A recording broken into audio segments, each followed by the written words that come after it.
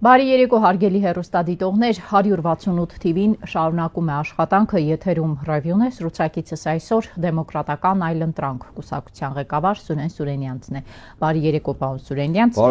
Շնորհակալ եմ հրավերն ընդունելու համար։ Պարոն Սուրենյանց, ուզում եմ հարցազրույցը սկսել ՄԱԿ-ի Գլխավոր ասամբլեայի 80-րդ նստաշրջանի ժամանակ Նիկոլ Փաշինյանի ունեցած ելույթից։ Ի պատասխան նրա, որ Ալիևը նույն ՄԱԿ-ում կանգնում եւ հայտարարում է, որ ինքը կապիտուլյացիայի է ենթարկել Հայաստանը, Նիկոլ Փաշինյանը վեր է կենում եւ ասում է չկա որևէ թուղթ, որով Հայաստանը կապիտուլյացիայի է ենթարկվել եւ ասում է ահռելի դրական ժառանգություն կա եւ այդ համատեքստում ինչպես է հնարավոր խոսել կապիտուլյացիայի մասին։ Ի պատասխան նրա, որ Ալիևը ՄԱԿ-ի ամբիոնից խոսում է այն մասին, որ ինքը բացել է Զանգեզուրով միջանցք, Նիկոլ Փաշինյանը վեր է կենում եւ ասում է, որ Զանգեզուրի միջանցք արտահայտությունը ընկալվում է որպես տարածքային պահանջ Հայաստանից հայ ժողովրդի կողմից, ոչ թե անձամբ Փաշինյանի։ Ուզում եմ գանք ելույթներին, հա։ Ինչ ասեց Ալիևը եւ դրան ինչ պետք է պատասխան որպես հնչեցներ Փաշինյանը, որ չհնչեցրեց։ Տեսեք, ուշագրավ մի հանգամանքի վրա եմ ուզում հրավիրել մեր հեռուստադիտողի ուշադրությունը։ Դա մենը երկու գագաթաժողով է եղել Վաշինգտոնի համաձայնություններից հետո, որտեղ ելույթներ են ունեցել նախագահ Ալիևը եւ վարչապետ Փաշինյանը։ Դա եղել է Շանհայ պլյուս գագաթաժողովը եւ ՄԱԿ-ի Գլխավոր ասամբլեայի 80-րդ նստաշրջանը։ Երկու տեղումներում էլ այնպիսի մեծ կոնտրաստ է իրենց ելույթներում եղել, որ կասկածի տակ են դնում ընդհանրապես Վաշինգտոնյան համաձայնությունների արդյունավետությունը, ասեմ, կամ կենսունակությունը։ Երկու տեղերում էլ շատ հստակ Ալիևը օգտագործել է Զանգեզուրի միջանցք տերմինը, սա միայն տերմինների վեճ չի, եթե միայն տերմինների վեճ լիներ, կմխիթարվենք դրանով, շեշտը դնելով բովանդակային առավելությունների վրա։ Բայց ակնհայտորեն խոսքը գնում է պատկերացումների մասին եւ ակնհայտորեն երկրորդ դեպքին ենք մենք ականատես լինում, որ Նիկոլ Փաշինյանը նախ ստորագրում է մի փաստաթուղթ, հետո սկսում է սուբյեկտիվորեն ինտերպրետացնել այդ փաստաթուղթը կամ մեկնաբանել։ Այդպիսին էր նոյեմբերի 9-ի փաստաթուղթը, նա համառորեն բոլորից բացատրում էր, որ ռուսական վերահսկողությունը կարող է ինչ-որ հեռավար արվել, եսիմինչ արվել եւ ի վերջո այդ իր դեմագոգիկ մանիպուլյացիաների, արհեստական մեկնությունների համատեքստում Արցախը նախ շրջափակվեց, հետո հայազրկվեց։ Այսինքն տեղի ունեցավ ռազմական գործողություն։ Հիմա համարյա նույն տակտիկայի մեջ ենք։ Ալիևը բացատրել է ինչա։ Իր քաղաքացիները եւ բեռները հայը երես չպիտի տեսնեն։ Հետո գալիս ես Հայաստան կամ տարբեր ամբիոններում տարակուսանք ես հայտնում, որպես ալիբի էլ արդարացում էլ նշում ես, որ պարամետրերը դերևս հստակեցված չեն։ Ուրեմն նախ հստակեցնում են պարամետրերը, նոր ինչ-որ փաստաթուղթ են ստորագրում։ Հակառակ պարագայում, եթե այսպես շարունակվի եւ այսպես տարբեր կերպ մեկնաբանվեն այդ փաստաթղթերը, իդեպ եթե նկատել եք, Վաշինգտոնից որևէ անգամ դիտողություն չեն անում Ադրբեջանին, այո, որ դու ասենք, ոգուն անհամապատասխան կամ ոչ ներդաշնակ արտահայտություններ կամ մեկնություններ ես անում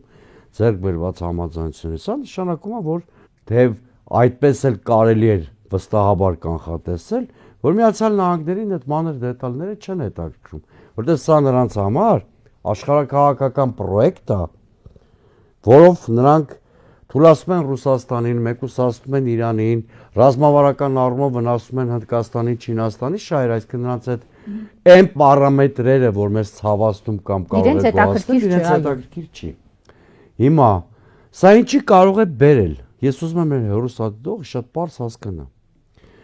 Ուժային դիսբալանսի պայմաններում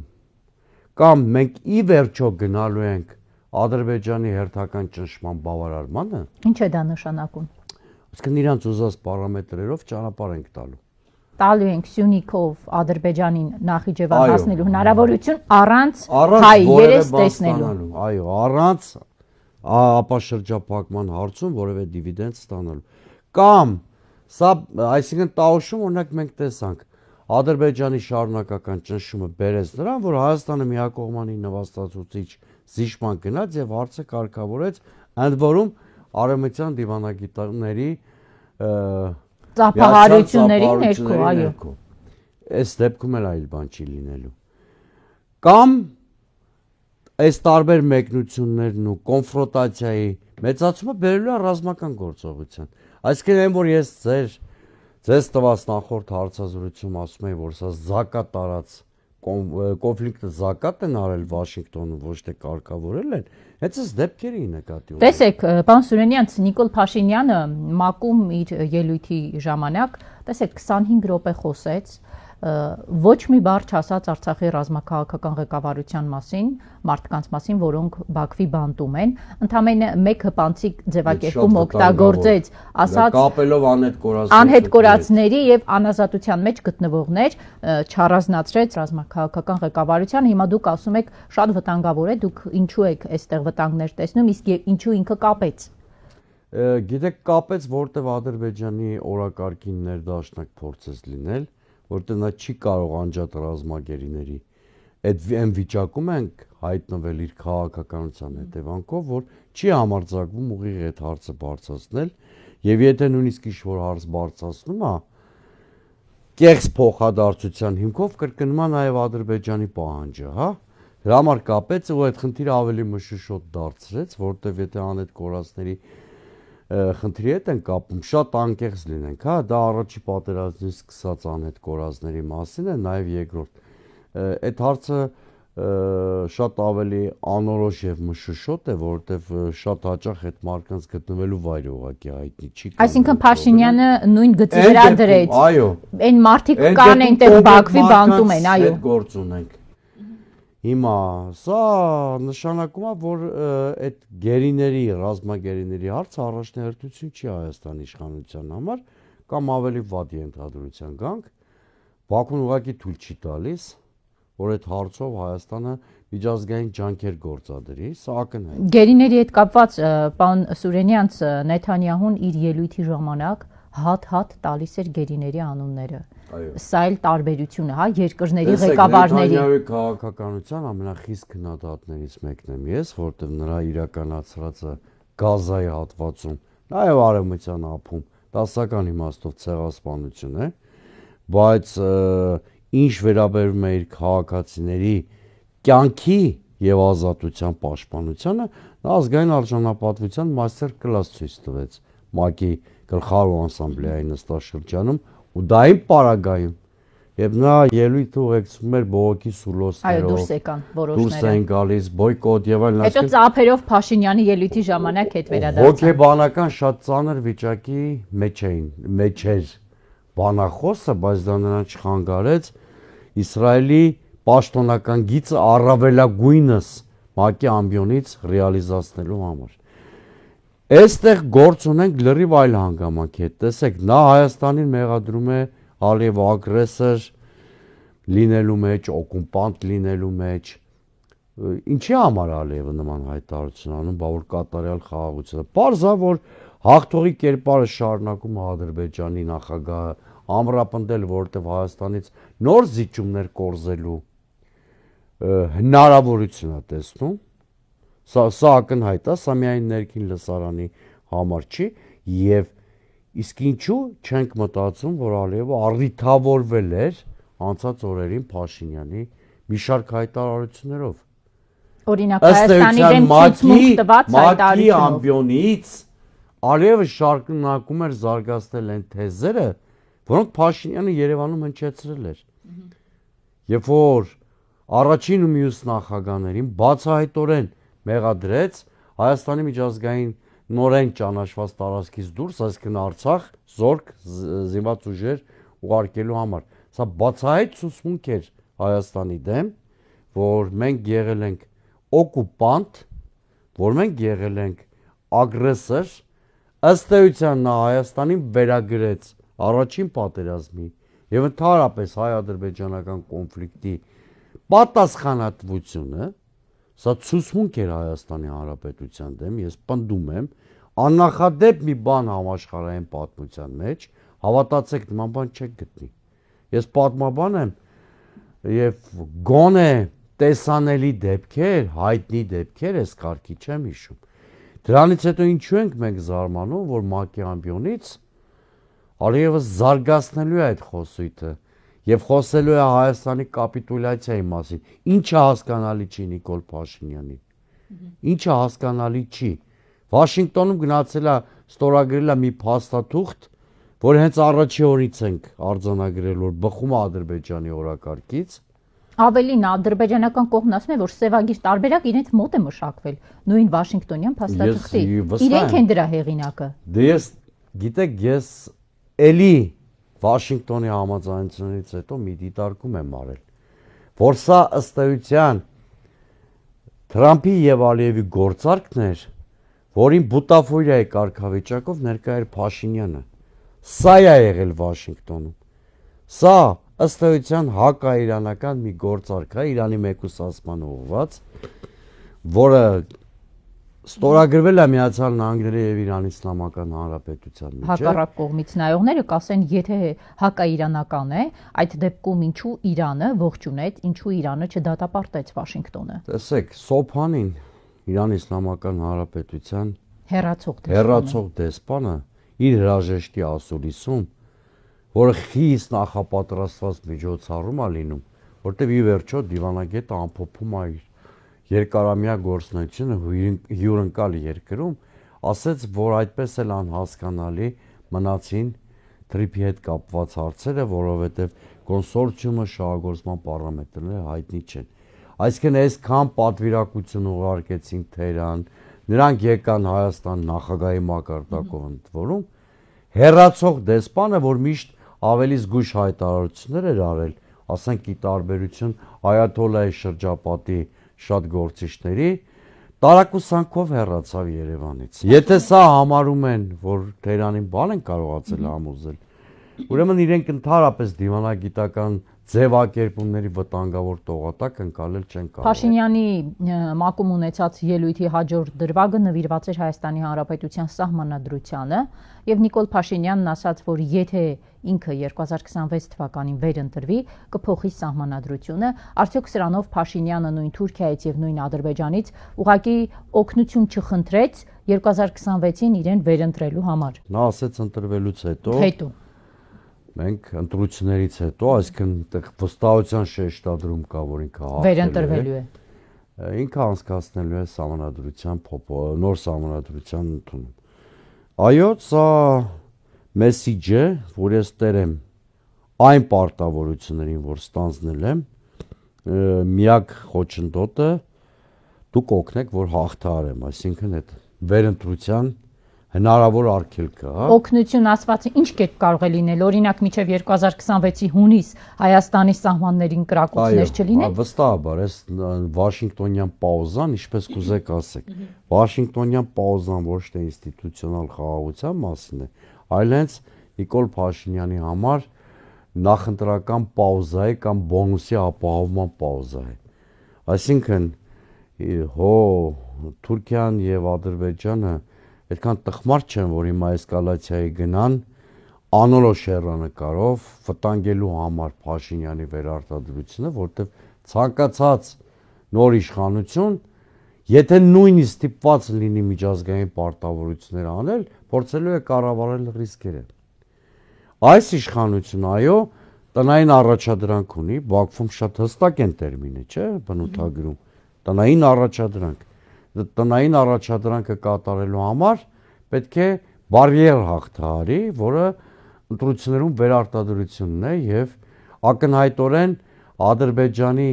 քիչ թե շատ մեղմված ռետորաբանությունը, եթե իհարկե սա մեղմում կարելի համարել, սա մի խայտարակ բան էլ կասեմ, նաեւ Թուրքիայի միտված են դրան, որ բարենպաստ միջավայր ստեղծեն Փաշինյանի վերարտադրության համար։ Ես մի սարսափելի բան էլ ասեմ, այդ խաղաղասիրական Ադրբեջանի թեմայում, երեք Գյանջայում տեղի էր ունենում ԱՊՀ մարզական միջոցառման բացման հնարավորությունը։ Երկաթե բռունցքը 44 օրյա պատերազմի սիմվոլը ցուցադրվեց այդ խաղերի ժամանակ, որ մարզական բոլոր կանոնների խախտում է, ԱՊՀ սկզբունքների ոտնահարում է։ Այո, պետք է լինեն ապակ քաղաքական։ Այո, Ադրբեջանը նույնիսկ մարզական միջոցառումն է օգտագործում այդ իր հաղթանակի կապիտալիզացիան ապահովելու համար։ Ավելին ասեմ, Նյու Յորքից անմիջապես հետո մեկնեց Գյանջա հենց Ալիևը, որտեղ իրենց մոտ մի հիշատակության օր են հորինել, հիշատակի օր, ի տարբերություն Հայաստանի իշխանությունների, որ ոչ մի կերպ չդատապարտեց 44-օրյա պատերազմի տարելիցը, ըստ էության խոնարհում չեղավ զոհերի հիշատակի առջև, Ալիևը մի հատ մեծ PR էր կազմակերպել դրանից, մեկնել էր Եվլախ ու Գյանջա, իբր զոհերի երեխաների հետ էր լուսանկարվում, հաղթանակի հետ կապված շեշտադրումներով ստադիոն էր բացում Գյանջայում, այսինքն վերացել էր սեպտեմբերի 27-ը մի մեծ PR ակցիայի, որը հաստատապես եմ ձեզ ասում, միայն ներքին ենթատեքստ չունի։ Դա խոսում է Ադրբեջանի արտաքին քաղաքականության շարունակական ագրեսիվ բնույթի մասին, եւ այո, ձեր դիտարկումը միանգամայն լեգիտիմ է, այս պաուզան ինստիտուցիոնալ խաղաղության նախաբան չի։ Նիկոլ Փաշինյանի վերարտադրության կամ Հայաստանից ադրբեջանական ենթապետություն կերտելու պաուզա է։ Փաշինյանի վերարտադրության հետ կապված 2026 ընտրությունների հետ կապված դուք այսօր անդրադարձել եք Մոլդովայում տեղի ունեցած ընտրություններին եւ փորձել եք զուգահեռ տանել, նշելով, որ Հայաստանում եթե գործարկվի այն մոդելը, որը գործարկվել է Մոլդովայում, Փաշինյանը վերընտրվելու է։ Նախ պարոն Սուրենյան, ինչ մոդելով Մոլդովայում տեղի ունեցավ իշխանության վերարտադրություն եւ ինչպես կանխել դա։ Տեսեք, ես 3 ամբողջ գիշեր հետևել եմ Մոլդովայի ընտրություններին, որտեղ դրանք շատ սկզբունքային նշանակություն ունեն, մի քանի պարամետրերով, մի քանի հարթություններում, որոնք մեր համար կենսական են։ Նախ դա կարևոր է ռուս-ուկրաինական պատերազմի առումով, գիտեք, Մոլդովայի խաղաքարտը օգտագործվում է, չի էլ բացառում, որ Մոլդովայից երկրորդ ճակատ բացվի նույնիսկ։ Դա երկրորդը կարևոր է Արևմուտք Ռուսաստան հարաբերությունների համատեքստում, այստեղ նույնիսկ չափազանց նմանություններ կան Հայաստանի հետ եւ վերջապես չնչին տարբերություններով Մոլդովայում եւս գործում է մի իշխանություն, որը գլոբալիստական Արևմուտքի սատելիտն է։ Մասպեկ ոնց անցան ընտրությունները Մոլդովայում։ Խաղի կանոններ էին հաստատված, որտեղ նախագահ Մայա Սանդուն իր թիմի համար կամ իր թիմի գերակայությունը ապահովելու համար մշակել էր խաղի կանոններ։ Ցանկացած ընդդիմախոսության փակցվում էր ռուսական միջամտության, ռուսական ստրուկի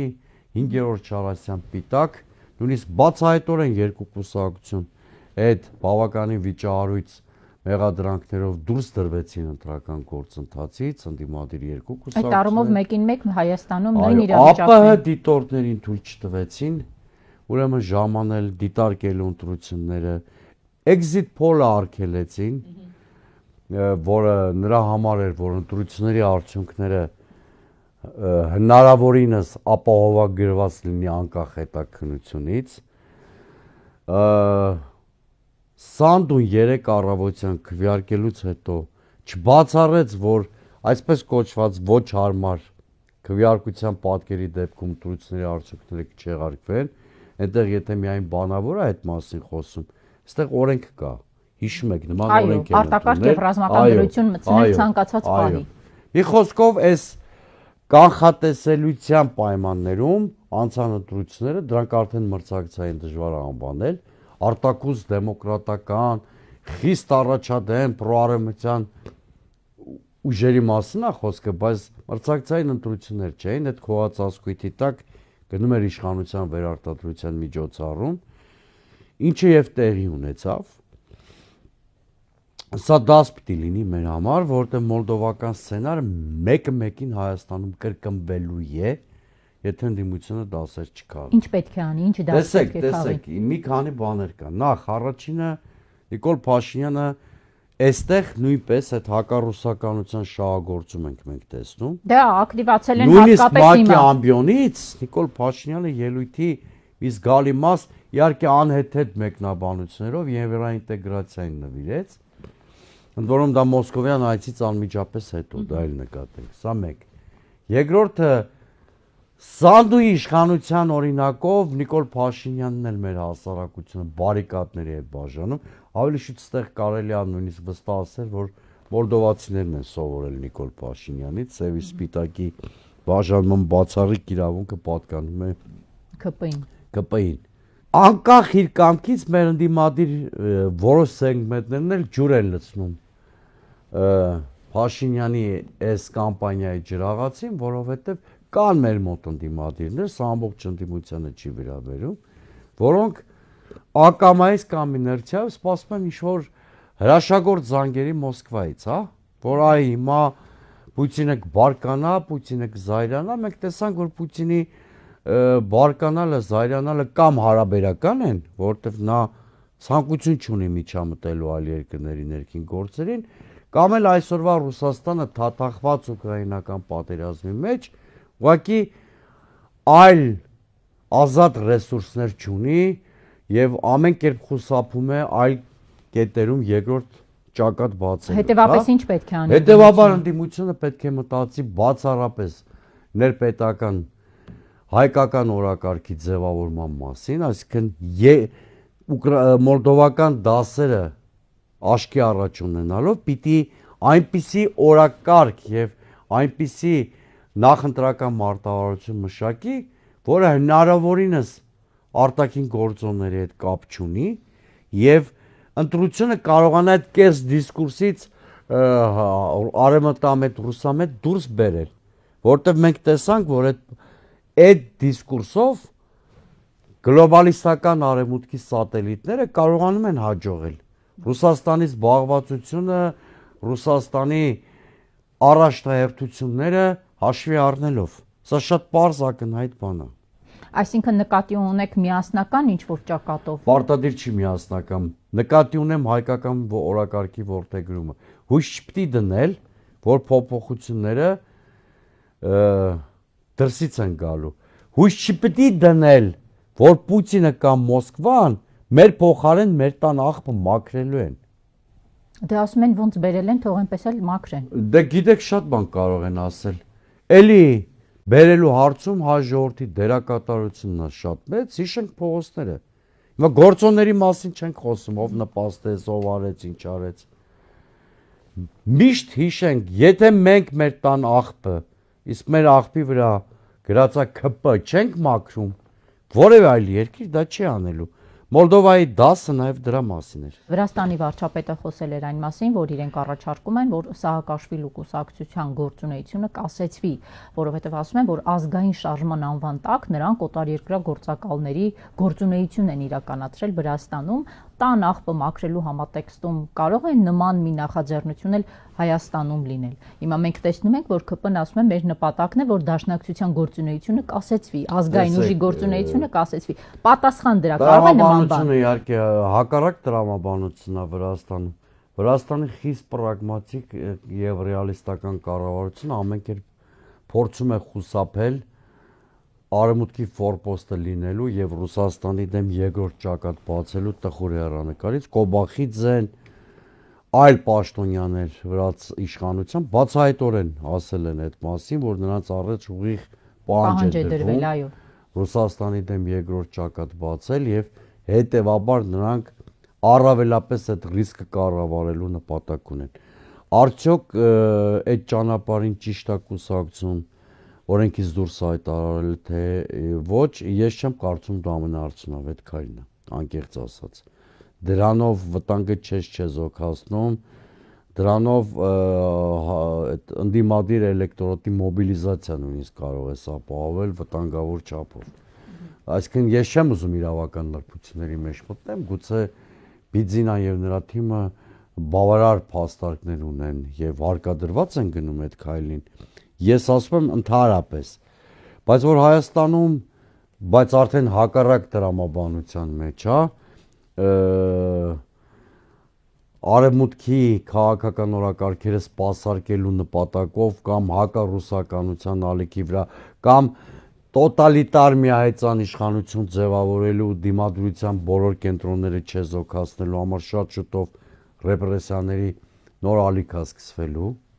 որը թե նախընտրական, թե հետընտրական բնույթ է ունենալու, եթե ստատուս քվո եւ իշխանափոխություն տեղի չունենա, դա ակնհայտ է։ Նախ ոչ միայն ներքաղաքական նկատառումներից ելնելով է Փաշինյանը դրան գնալու, օրինակ միշտ ակնարկում են Հոիդայի փակման մասին, այլ նաև ադրբեջանական պահանջով։ Եվ վերջո մարդը շատ ակնհայտ ասել է, որ թույլ չի տալու ռևանշիզմի որևէ դրսևորում Փաշինյանը, Ղարաբաղյան շարժման վերակենդանացման որևէ փորձ,